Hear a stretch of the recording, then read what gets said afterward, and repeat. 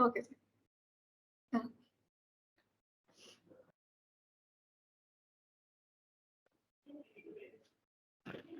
Okay, so basically ये आपका हो सकता है। इसी काम को करने के हमारे पास नेक्स्ट ऑप्शन हो सकते हैं। अब नेक्स्ट ऑप्शन में क्या है हमारे पास ऑप्शन, नेक्स्ट ऑप्शन, इस वर्किंग को करने के लिए हम स्प्लिट कॉलम में आ सकते हैं। स्प्लिट कॉलम में नंबर ऑफ कैरेक्टर बेसिस पे भी हम इसे स्प्लिटिंग कर सकते हैं। नंबर ऑफ कैरेक्टर में हम काउंट कर लेते हैं कितने कैरेक्टर हैं आपकी डेट के। देखिए आप लेफ्ट से काउंट कर सकते हो, राइट से काउंट कर सकते हो, ठीक है।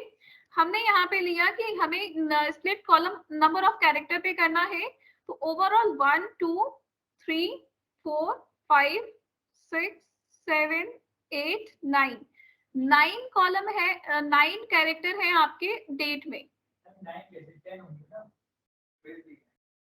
स्पेस दे लो। दो स्लैश हैं हाँ और दो डेट्स, तो 5 4 9 ही तो है।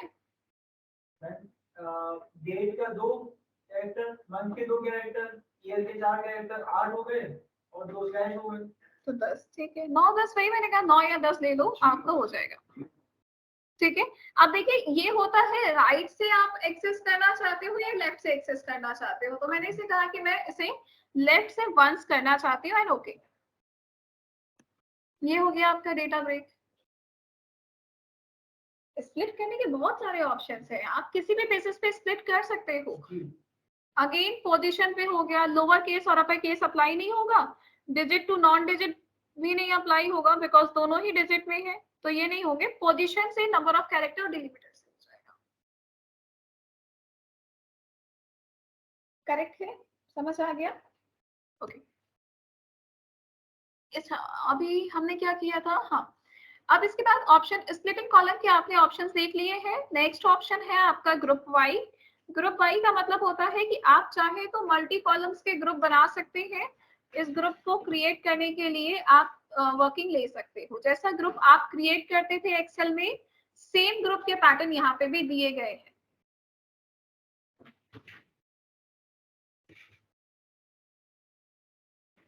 यहाँ पे आएगा ग्रुप ऑप्शन। आप एक्सेल में ग्रुप बना सकते हैं, दो इनवॉइस 1 और इनवॉइस के कॉलम को हम ग्रुप करना चाहते हैं, ओके। डेटा फॉर्मेट ऐसे सपोर्ट नहीं कर रहा बिकॉज दो एक डेट वैल्यू है, एरर है वो। ग्रुप की सेम टाइप ऑफ डेटा को, हाँ जैसे उसमें था कि हम ग्रुप एंड अनग्रुप करते थे, सेम वैल्यू है यहाँ पे। अच्छा उसको रहने दीजिए, अभी आप फिलहाल देख लीजिए। नेक्स्ट, इन केस अगर आपका डेटा हेडर्स, मतलब जब हम वर्किंग कर रहे हैं, वर्किंग करते समय आपके डेटा के हेडर्स डिफाइन नहीं हो पाए हैं, जैसे लास्ट आई डोंट नो किसके में ये प्रॉब्लम आई थी कि आपके डेटा हेडर्स में एरर आ गई थी। उन केसेस में आप क्या कर सकते हो, अपने डेटा हेडर्स को डिफाइन भी कर सकते हो। आप फर्स्ट रो को, जैसे ये जो मेरा पहला रो है, क्या ट्रांसफॉर्म में use first row as data header. आप फर्स्ट रो को डेटा हेडर डिक्लेयर कर सकते हो और ये देखिए आपके पहले रो को इसने डेटा हेडर बना दिया। वैसे तो ये बाय डिफॉल्ट ही डेटा रो हेडर दे देता है, इन केस आपने कुछ उसमें एडिटिंग की और वो डेटा रो हेडर निकल गया, चला गया, तो आप यहाँ से उसे डिफाइन कर सकते हो। फिलहाल मैं प्रोमोटेड हेडर हटा रही हूँ यहाँ से और जो हमारे बेसिक हेडर्स थे उन्हीं पे काम कर रही हूँ। नेक्स्ट आता है रिप्लेस वैल्यूज। रिप्लेस वैल्यूज का यूज किया जाता है किसी भी वैल्यू को फाइंड एंड रिप्लेस करने के लिए। जैसे मैंने कहा कि जहां पे भी क्वांटिटी 6 लिखी हुई है आप उसे रिप्लेस कर दीजिए SIX से। फिलहाल ये एरर दे देगा, मैं इसको कोई न्यूमेरिक डिजिट ही दे देती। ये एरर इसलिए शो कर रहा है, देखिए मुझे कैसे पता कि एरर शो करेगा, बिकॉज यहाँ पे ये एरर दिखा रहा है। अगर आपने न्यूमेरिक को टेक्स्ट से चेंज किया तो आपने डेटा टाइप इसका न्यूमेरिक असाइन किया हुआ है, इस बेसिस पे ये आपका एरर जनरेट करके दे देगा। पहले डेटा टाइप चेंज करना पड़ेगा। आप न्यूमेरिक वैल्यू दे दीजिए, 6 को 9 से या 6 को 60 से रिप्लेस कर दीजिए, है ना? ठीक है, ये एक्सेल वाला ही काम है, फाइंड एंड रिप्लेस। सो ये हो गया आपका यहाँ तक का प्रोसेस जो कि आपके ट्रांसफॉर्म डेटा से यानी कि डेटा एडिटिंग से रिलेटेड था। अब नेक्स्ट आते हैं, टॉपिक लिखिए ट्रांसफॉर्म टैब। हेडिंग डालिए ट्रांसफॉर्म टैब, और ट्रांसफॉर्म टैब में आपके कुछ ऑप्शन तो कॉमन है, जैसे ग्रुप वाई हो गया, use first row as headers हो गया, ठीक है। अच्छा, आपने लास्ट टाइम जो देखा था कि यूज फर्स्ट रोज एज हेडर था, इसी तरह से एक नया ऑप्शन करेंटली ऐड किया गया है। पहले पावर बीआई में ये ऑप्शन नहीं था, अभी इसे रिसेंटली ऐड किया गया है, जिसमें आप हेडर्स को फर्स्ट रो भी बना सकते हैं। बहुत बार डेटा, अब हमने डेटा टेबल इंसर्ट की, डेटा टेबल में हेडर्स थे ही नहीं, बिना हेडर्स की डेटा टेबल हमें दे दी गई, हेडर्स हमें डिफाइन करना था, और बाय डिफॉल्ट इसने क्या किया, बाय डिफॉल्ट इसने फर्स्ट रो को हेडर बना दिया। तो यहाँ पे हम क्या कर सकते हैं, हम हेडर को फर्स्ट रो भी बना सकते हैं, ठीक है। और यहाँ पे आइए और यहाँ पे अपना डिफाइन कर लीजिए कि आपका ये हेडर क्या है ना। तो इस तरह की प्रोसेस भी हो सकते हैं, पहले ऐसा नहीं था, जैसे आज मैंने भी फर्स्ट टाइम देखा, क्योंकि अपडेट हुआ है रिसेंटली, कम से कम 1 और 2 मंथ पहले पावर क्वेरी को अगेन अपडेट किया गया है। सो अब आप इसे भी यूज कर सकते हैं, ठीक है। अब फिलहाल मैं इसको बैक कर लेती हूँ और यहाँ पे फर्स्ट रो एज हेडर कर देती हूँ।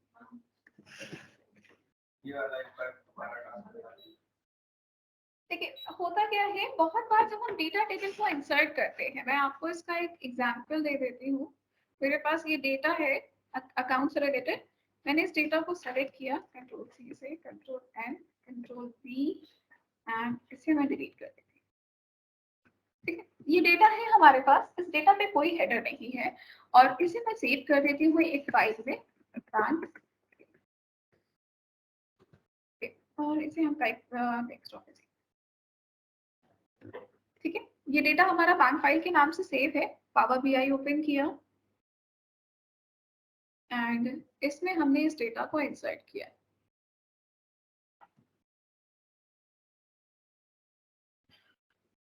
डेटा तो ऐड करना आ ही गया होगा भी इसमें, क्या डेटा इंसर्ट करना आता है ना पावर क्वेरी में? हाँ तो वही तो पूछ रही हूँ, इतना क्या शौक हो रहे हो। Bank file, okay. ये वर्ड बहुत के पास सुनेगा, बहुत लोग पहले किया ऐसा क्या,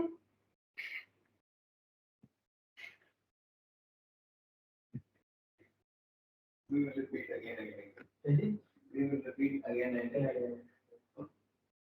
ओके, ये हो गई आपकी बैंक फाइल एंड आपने इसमें शीट इंसर्ट किया एंड ओके, शीट पे क्लिक कर लीजिए, ठीक है एंड ओके,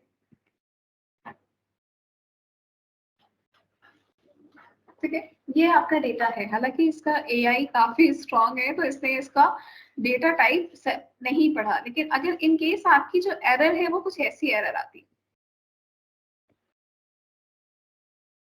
अब ये एरर क्या है, ये एरर ये है कि जिस तरह से ये अकाउंट्स डिटेल है ना, इसी तरह से ये भी एक अकाउंट डिटेल है, ये बेसिकली कोई हेडिंग नहीं है, ये अकाउंट डिटेल है। तो आप क्या चाहोगे, आप ये चाहोगे कि इसको वापस डेटा के टेबल में ऐड कर दिया जाए और यहाँ पे आपको हेडर्स दे दिए जाए। तो अगर हमें स्टेप बैक करना है तो आप किस पे आएंगे, देखिए होम वाले टैब में जो हेडर्स है यहाँ पे भी आपको ऑप्शन दिया गया है और आपको ट्रांसफॉर्म में भी दिया गया है। तो use header as first row, मतलब जो डेटा हेडिंग्स में चला गया है उसको आप क्या बना दीजिए, उसको आप टेबल की फर्स्ट रो बना दीजिए। जैसे ही आप ये करोगे, यहाँ पे कॉलम 1, कॉलम 2, कॉलम 3 का ऑप्शन मिल जाएंगे। एंड अब आप क्या करिए, यहाँ पे असाइन कर दीजिए, जैसे ये मेरा अकाउंट नंबर है, अकाउंट नंबर, नेक्स्ट मेरा कॉलम है ये डिपॉजिट टाइप है ये, तो ये डिपॉजिट टाइप हो गया, या टाइप ट्रांजेक्शन टाइप है ये ट्रांजेक्शन टाइप, और ये हमारा अमाउंट हो गया। हाँ जी, जैसे एक्सेल में होता है कि हम लोग मान लीजिए कोई डेटा है बैंक का, तो उसमें मुझे निकालना है कि 1 मंथ में 50,000 से ज्यादा किस किस यूजर ने एक वो रुपए इंसर्ट किए, तो इसमें भी कुछ ऐसा फॉर्मूला फिल्टर हो जाता है। आपको क्या फाइंड आउट करना, वैल्यू इज ग्रेटर देन 50,000। तो फिल्टर ऑप्शंस होते तो है एक्सेल में, एक्सेल में फिल्टर बहुत कॉमन फिल्टर है आपके पास, ये है ना, आपको किससे वैल्यू ग्रेटर देन चाहिए, greater then in the selected values. अच्छा, यहाँ पे वैल्यू हम ले लेते हैं 700, ओके। कैसे किया मैंने एक बार और बस फिल्टर फिल्टर है, ये एक्सेल का बेसिक फिल्टर होता है। एक्सेल में आप जाओगे ना तो एक्सेल में ये फिल्टर कॉमन होते हैं, वही चीजें यहाँ पे उठा के सेम बेसिस पे डाल दी गई है। कौन बच गया तुम्हारा? फिल्टर बता रही हूँ। देखो आपके पास दो ऑप्शन है, अगर आप कॉलम्स के हेडर को ध्यान से देखोगे तो दो ऑप्शन है, एक ऑप्शन है डेटा टाइप का और दूसरा ऑप्शन है फिल्टर का। ये बाय डिफॉल्ट होते हैं, मतलब आपको अप्लाई नहीं करना और ना ही आप इसे रिमूव कर सकते हो। एक्सेल में रिमूव कर सकते हो, इसमें रिमूव का भी ऑप्शन है। फिर आप इस पे आएंगे और इसमें आपको फिल्टर में दो फिल्टर्स दिए गए, ये आपके बेसिक फिल्टर है, ये एडवांस फिल्टर है और ये डेटा अरेंजमेंट है। ठीक है, अब जैसे अगर आपको शॉर्टिंग करनी है तो शॉर्टिंग भी आप यहाँ से कर सकते हो। आपको यहाँ से एडवांस फिल्टर यूज करना है तो एडवांस फिल्टर में आइए, जो भी वैल्यू आपको देनी है, लाइक मुझे वैल्यू ग्रेटर देन देनी है, इसमें साफ ग्रेटर देन लिखा हुआ है, आप इसमें अमाउंट इंसर्ट कर दो किसके ग्रेटर देन हो रहा है, ओके कर दो। ऐसे बात है। अब एक्सेल के लिए एनरोल करिए, नहीं एक्सेल सीख के थोड़ा गाइडेंस, थोड़े गाइडेंस से काम नहीं होता है। एक्सेल आपको एटलीस्ट एक्सेल आना चाहिए इसके लिए, बिकॉज पावर क्वेरी एक्सेल का ही ट्रांसफॉर्म वर्जन है। जब आप एक्सेल नहीं सीख रहे तो पावर क्वेरी सीखने का कोई मतलब नहीं, चीजें तो वही है इसमें। ओके सो बेसिकली ये आपका क्या हो गया, ये आपका अमाउंट कॉलम हो गया। हम कहाँ पे थे, हम आ रहे थे डेटा ट्रांसफॉर्म। सो मैं अपनी बेसिक शीट्स को वापस ओपन करती हूँ, डेटा ट्रांसफॉर्म में आती हूँ और इसके बाद है ट्रांसपोज डेटा। डेटा ट्रांसपोज का मतलब होता है vertical to horizontal and horizontal to vertical. ठीक है, ट्रांसपोज में पे आप क्लिक करेंगे, ये ऑटोमेटिकली डेटा के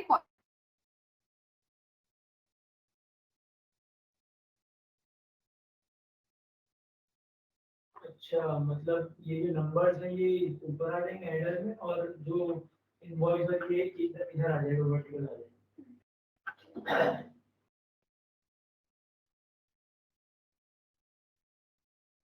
और इनको दो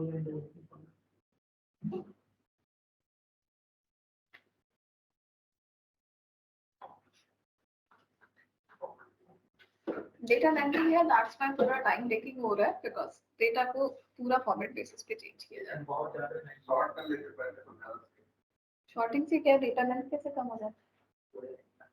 शॉर्टिंग से डेटा लेंथ का क्या मतलब है? डेटा लेंथ ज्यादा है इसलिए टाइम टेकिंग हो रहा है, बिकॉज ये डेटा का वर्टिकल लेंथ बहुत ज्यादा है, हॉरिजॉन्टल लेंथ कम है डेटा में, बट वर्टिकल बेसिस पे डेटा काफी लेंथी है। मेरा हुआ लेकिन दो ही डेटा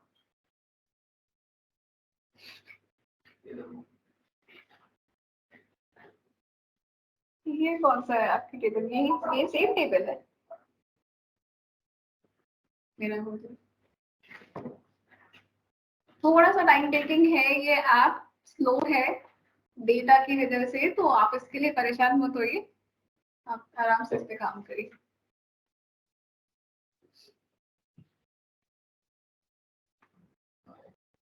मेल भी नहीं कर सकते माइक्रोसॉफ्ट की। क्यों मेल करेंगे? लाइक पावर क्वेरी एडिटर जितना एडवांस इसने दिया है उतना एडवांस एडिटर किसी ने दिया नहीं अभी तक। पावर बीआई अगर डिमांड में है तो वो आप पावर क्वेरी से डिमांड में, वरना टैबल्यू ज्यादा अच्छा है पावर क्वेरी से, पावर बीआई से। अगर आप टैबल्यू का विजुअलाइजेशन देखेंगे तो उसका विजुअलाइजेशन काफी एडवांस है in comparison to Power BI. But Power BI के साथ में जो पावर क्वेरी एडिटर है उसकी डेटा एडिटिंग कैपेसिटी बहुत अच्छी है, जो कि टैबल्यू में नहीं है। सिंपल से डेटा इनवॉइस नंबर को ट्रांसपोज कर देना। तो हम अगर जैसे हम लोग एक्सेल के थ्रू हम लोग पावर क्वेरी यूज करके डेटा एडिटिंग कर ले और उसके बाद हम लोग टैबलेट पे काम करें, बेस्ट है। यानी क्वेरी एडिटर आपको सीखना ही पड़ेगा। अभी जो क्वेरी एडिटर की अगर मैं बात करूं तो एडवांस नहीं है इससे ज्यादा कुछ भी, तो आपको क्वेरी एडिटर सीखना ही पड़ेगा। टैबल्यू और पावर बीआई में डिफरेंस क्या है? टैबल्यू और पावर बीआई में, टैबल्यू जो डेटा विजुअलाइजेशन कराता है तो वो फ्रेम्स देता है आपको। जैसे अभी हम क्या करेंगे, हमने जब एक्सेल में डैशबोर्ड बनाया था ना तो हमने अपनी तरफ से सेलेक्ट किया था कि कितना बड़ा चार्ट का साइज मुझे कौन सा चाहिए। अगर मैंने 5 चार्ट लगाए तो मुझे उसको इस तरह से सेट करना है। टैबल्यू ऑटोमेटिकली फ्रेम्स देता है। आप क्या करिए, आप उसमें 5 चार्ट इंसर्ट करेंगे, वो 5 का पैटर्न दिखा देगा कि 5 आप ऐसे बना सकते हो। तो वो जो फ्रेम्स है वो फ्रेम्स उसकी एडवांस क्वालिटी है। और पावर बीआई में ये सब कुछ मैनुअल करना पड़ता है, वो टाइम टेकिंग प्रोसेस है कि आप मैनुअली उसको फिर एक एक साइज का बनाओ, स्टिकर्स बनाओ, वो सारी चीजें आपकी मैनुअल ज्यादा हो जाती है। तो ये हालांकि टैबल्यू मैंने पढ़ा नहीं है, लेकिन हाँ ऐसा है। ये रहा आपका डेटा। ये है डेटा ट्रांसपोज। देखिए जैसे मैंने आपसे कहा था कि डेटा का लेंथ हमेशा डिसाइड करेगा कि डेटा पे वर्किंग कैपेसिटी कितनी स्पीड अप होगी। हमने ऑनलाइन डिटेल का डेटा जो कि लमसम 99,000 रोज का डेटा है, इसलिए ये थोड़ा सा पैनिक था, लेकिन मैं आपको इसी ट्रांसपोज ऑप्शन को शो कर दे रही हूँ जो जस्ट हमारा डेटा था अभी। ये डेटा है हमारे पास कॉलम एंड रो का। मैं इसमें पहले रीनेम कर देती हूँ इसे। ये है हमारा अकाउंट नंबर, ये है मेरा टाइप, और ये है मेरी अमाउंट।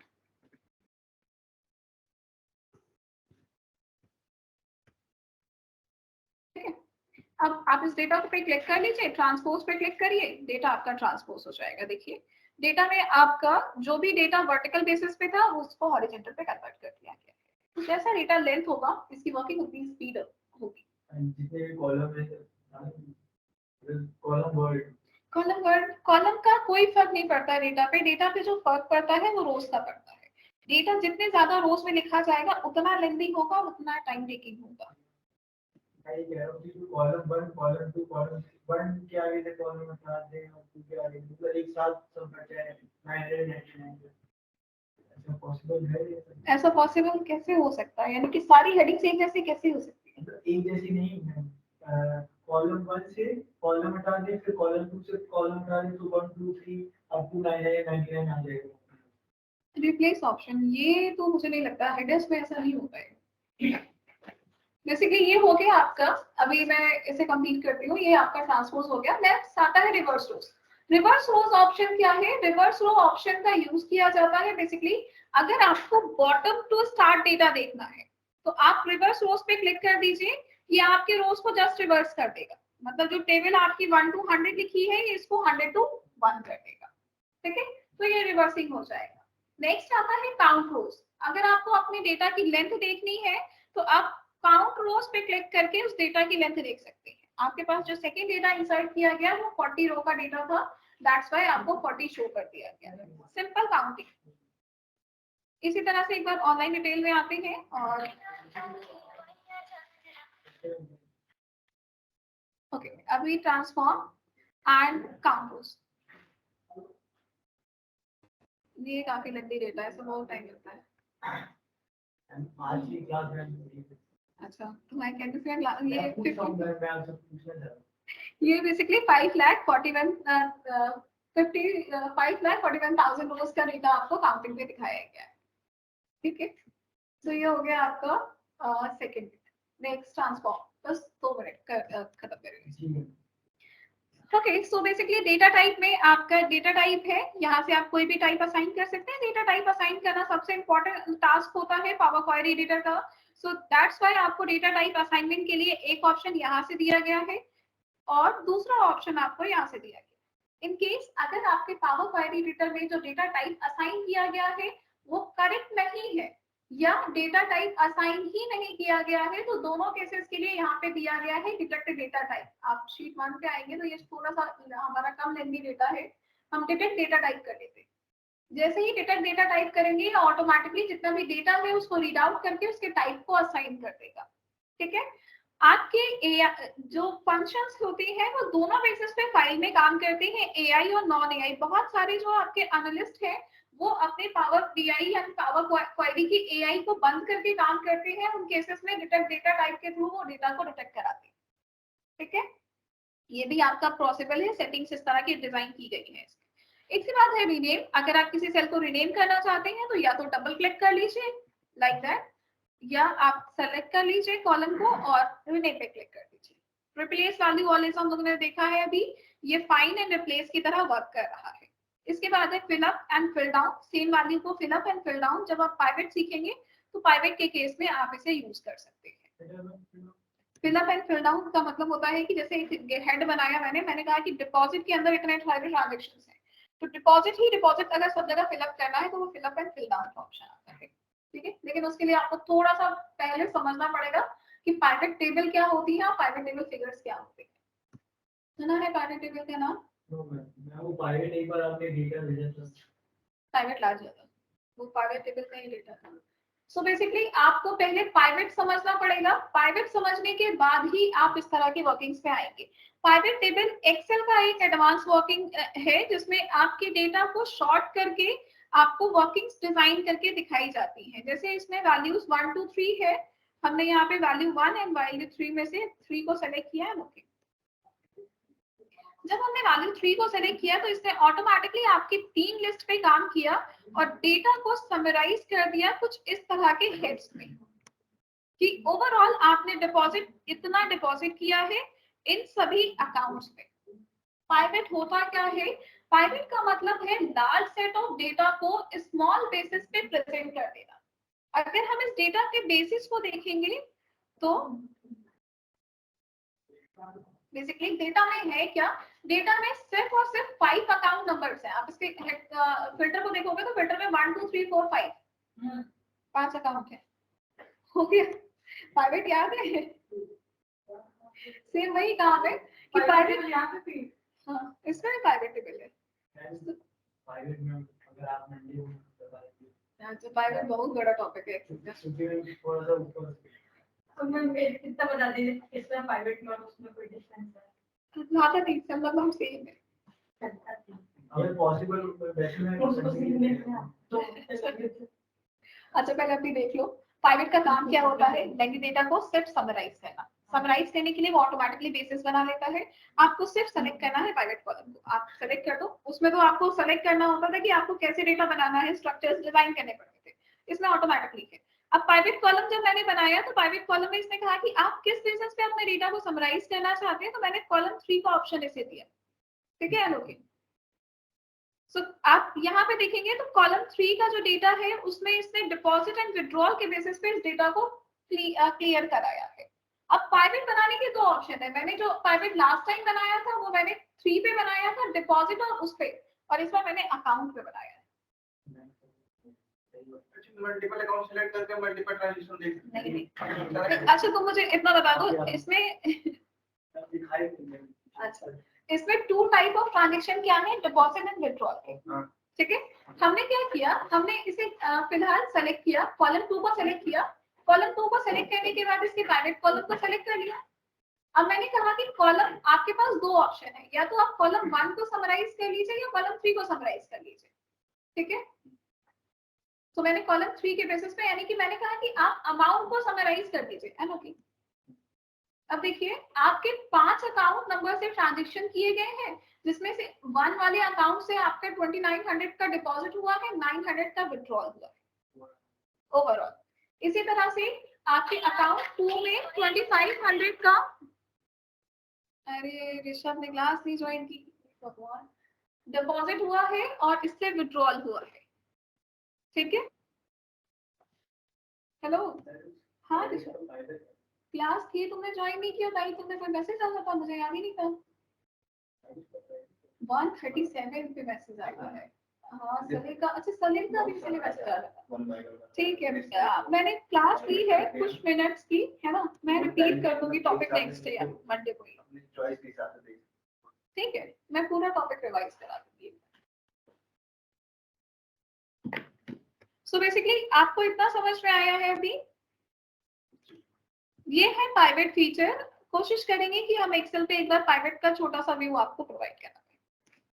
मैं वो क्या हुआ था, मैं जो कॉलम बनाया था पहले, फिर नीचे डिपॉजिट था, फिर विड्रॉल था, फिर सारे प्राइवेट बनाने के अलग अलग मेथड्स होते हैं। प्राइवेट का मतलब होता है डेटा को आप किस तरह से समराइज करना चाहते हो। जैसे मैंने आपसे कहा कि मैं डेटा को समराइज यहाँ पे 2 बेसिस पे कर सकती हूँ, मेरे पास डिपॉजिट एंड विड्रॉल के कॉलम है। ठीक है, मैंने आपसे कहा कि इस कॉलम को हम बेस लेंगे, सो मैंने इस कॉलम को सेलेक्ट किया, इसमें प्राइवेट अप्लाई किया। जब मैंने कॉलम 2 को सेलेक्ट किया तो मेरे पास से कॉलम 1 एंड कॉलम 3 के तो एक्सेस है, लेकिन 2 का एक्सेस नहीं है क्योंकि 2 उसका बेस बनेगा। अब मैंने कहा कि आप कॉलम 1 में काम करो और ओके करो। तो इस बार आपको क्या बताया गया कि कॉलम 1 की अगर हम बात करें तो टोटल जो ट्रांजैक्शन है कॉलम डिपॉजिट के और विड्रॉल के, ये ट्रांजैक्शन आपके कॉलम बेसिस पे, उसने अकाउंट नंबर को टोटल कर दिया। प्राइवेट में आप जैसे इंस्ट्रक्शन दोगे वो वैसे काम करेगा, लेकिन इंस्ट्रक्शन अगर लॉजिकल नहीं होंगे तो आउटपुट भी गलत हो जाएगा। मतलब मैम डिपॉजिट के ये अकाउंट नंबर है, विड्रॉल के अकाउंट नंबर है, और ये उनका सब है, उनका अमाउंट है जो उन्होंने डिपॉजिट या विड्रॉल किया है। और ये देखो फंक्शन यहाँ पे दिखा रहा है कि उसने क्या कर दिया, बेसिकली सम कर दिया। मतलब डिपॉजिट और सम मिला के, डिपॉजिट और विड्रॉल मिला के क्या सम मतलब आ ये रहा जो है? नंबर्स है ना, इसने उसका सम कर दिया। मैम फार्मूला पढ़ना बता दी तो हम लोग थ्योरी समझ। फॉर्मूला पढ़ना मैम जैसे ऊपर लिखा हुआ टेबल टास्क सेलेक्ट रो और ये चेंज टाइप और तुम लोगों को ये फॉर्मूला पढ़ना नहीं आया, तुम तो आईटी के बच्चे हो ना सारे। हां आईटी वालों के लिए तो बहुत कम है। मुझे दिख नहीं रहा है, छोटा छोटा दिख रहा है मतलब।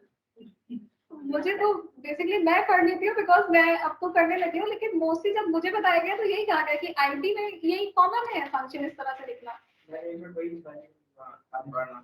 अब देखिए इसने क्या किया, इसने रो को फिल्टर कर दिया। फिल्टर करने के लिए इसने बेसिस यूज किया है 5 कॉलम का, और लिस्ट डिस्ट्रीब्यूशन में फिल्टर रो किया गया, और कॉलम 1 एंड कॉलम 2 कॉलम 3 के बेसिस पे इस लिस्ट को सम कर दिया गया। बस आप जो भी फॉर्मूला देखोगे ना, हर फॉर्मूला का यहाँ पे बेस दिखाया जाता है। आप किसी भी टेबल में जाएंगे तो उसकी एक डेप्थ थ्योरी होती है जो दिखाई जाती है। जैसे यहाँ पे दिखाया गया कि टेबल का जो कॉलम है ट्रांसफॉर्म टाइप्स है, ये इसमें हेडर को प्रमोट किया गया था, इनवॉइस नंबर है, और इसका टाइप एनी रखा गया है। यहाँ पे इसका टाइप है क्योंकि यहाँ पे जो हमारा टेक्स्ट है वो एबीसी 1 2 3 है, तो ये जनरल टेक्स्ट है। दैट्स व्हाई एनी मतलब अभी तक डिसाइड नहीं है कि टाइप क्या है, और स्टॉक कोड का जो टाइप है वो एनी है। यानी कि 2 ऐसे कोड हैं जिसका टाइप एनी है। आपको हर जगह इसी तरह का ये सिंटेक्स दिखता रहेगा। आप किसी को भी सेलेक्ट कर लो और सेलेक्ट करके फिल्टर कर दो। इसके बाद जैसे मैंने यहाँ पे नंबर फिल्टर किया, और अब मैंने जो डेटा निकाला है ग्रेड।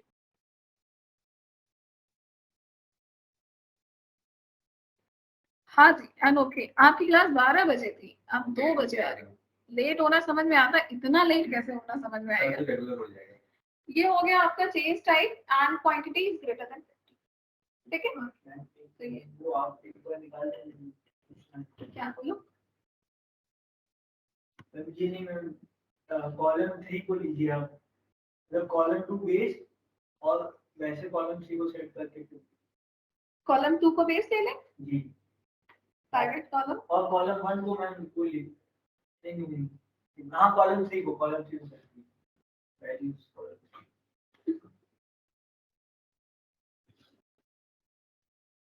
हाँ नहीं उल्टा, सॉरी उल्टा करिए इसका।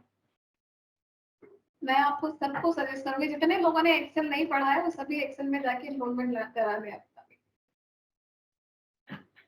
अच्छा लगे चाहे बुरा लगे, बिना एक्सेल के अगर आप लग रहा है कि आप ये कर पाएंगे तो ये नहीं कर पाएंगे। अब ये कह रहा हूँ कि जैसे इस वाले अकाउंट, ये डिपॉजिट में अकाउंट नंबर दूसरा है और विड्रॉल में अकाउंट नंबर दूसरा है। देखिए इसमें और इसमें डिफरेंस क्या है, ये आपका प्राइवेट कॉलम जब अगर आप इसका बेसिक पढ़ेंगे ना, तो इसका एक बेसिक होता है प्राइवेट का एक बेसिस ये होता है कि प्राइवेट से आप कुछ भी ड्रॉ कर सकते हैं। प्राइवेट आपके डेटा का समराइज टूल है, लेकिन अगर आपको उस टेबल को यूज करना नहीं आता, उस टूल को यूज नहीं करना आता, तो आप उस डेटा को लेंथी भी कर सकते हैं। लॉजिक मतलब आपको पता होना चाहिए कि डेटा का जो व्यू है वो आप कैसे क्रिएट करेंगे, जो डेटा आप उससे निकालेंगे वो डेटा किस फॉर्मेट पे निकालेंगे।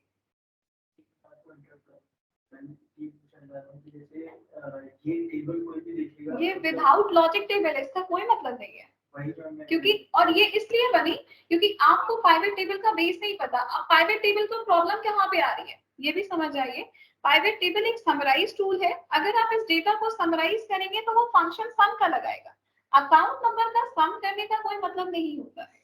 सम नहीं, बट एक ये होना चाहिए, मेरा अकाउंट नंबर ये ए है, तो ए का डिपॉजिट एंड विड्रॉल निकाल के सम, तो वो तो इसने पहले दिया। उसके लिए आपको क्या करना है, आपको डेटा डिपॉजिट एंड विड्रॉल पे कैटेगरी करना है। तो ये कैटेगराइज के लिए हमने इसको सेलेक्ट कर लिया। आप कैटेगराइज करोगे तो कैटेगराइज क्या करोगे, आप इसका तो सम नहीं करोगे ना, सम तो इसका करोगे।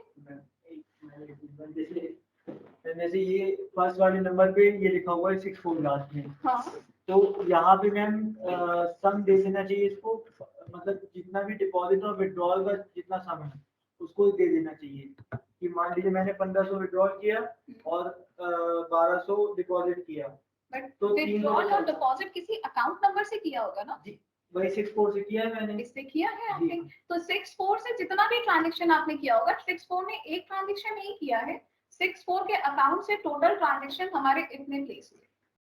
जी अब ये क्या करेगा, ये जितने विड्रॉल है डिपॉजिट के, ये 1500 का डिपॉजिट दिखाएगा और बाकी का विड्रॉल दिखाएगा। समझ गए ना?